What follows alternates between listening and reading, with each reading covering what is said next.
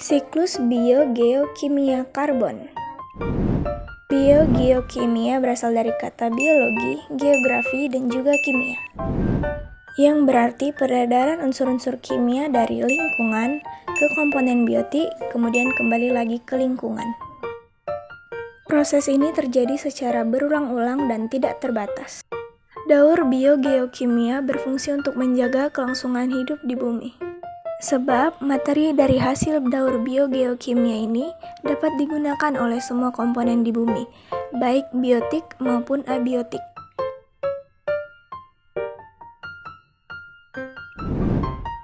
Siklus daur karbon. Di atmosfer kurang lebih terdapat 0,03% senyawa karbon anorganik, yaitu karbon dioksida. Karbon dioksida bisa berasal dari respirasi makhluk hidup, aktivitas industri, erupsi gunung, kebakaran hutan, dan lain-lain. Senyawa karbon baik di darat maupun di air akan diserap oleh produsen, kemudian akan diubah menjadi senyawa karbon organik melalui proses fotosintesis, disertai penyimpanan energi yang menghasilkan bahan organik seperti karbohidrat, yang sebagiannya akan digunakan untuk aktivitas fisiologi tumbuhan itu sendiri dan sebagian lagi akan ditransfer ke konsumen. Melalui proses rantai makanan, senyawa karbon organik tersebut akan berpindah dari produsen ke konsumen, yaitu pada hewan dan manusia.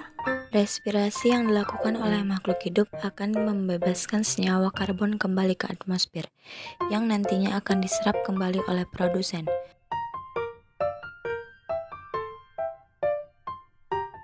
Produsen juga mengeluarkan karbon dioksida sel respirasi walaupun hanya sedikit.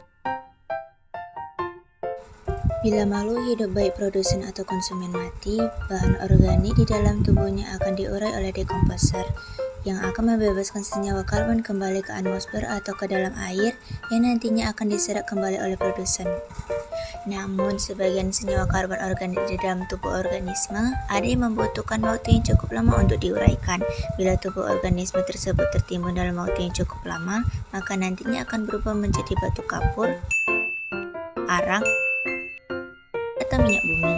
Inilah yang sering kita sebut bahan bakar fosil yang nantinya akan digunakan untuk kebutuhan industri yang dimana pembakarannya akan membebaskan senyawa karbon kembali ke atmosfer dan nantinya akan diserap kembali oleh produsen. Di dalam air, karbon dioksida terlarut akan bereaksi dengan air membentuk asam karbonat. Lalu, asam karbonat akan bereaksi dengan batu kapur yang jumlahnya sangat berlimpah di perairan, terutama di lautan, untuk membentuk ion-ion bikarbonat dan karbonat. Ion bikarbonat merupakan sumber karbon dioksida bagi organisme perairan.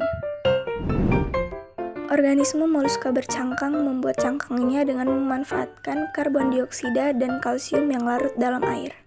Bila hewan tersebut mati, maka cangkang tersebut akan hancur dan membebaskan karbon dioksida kembali ke udara.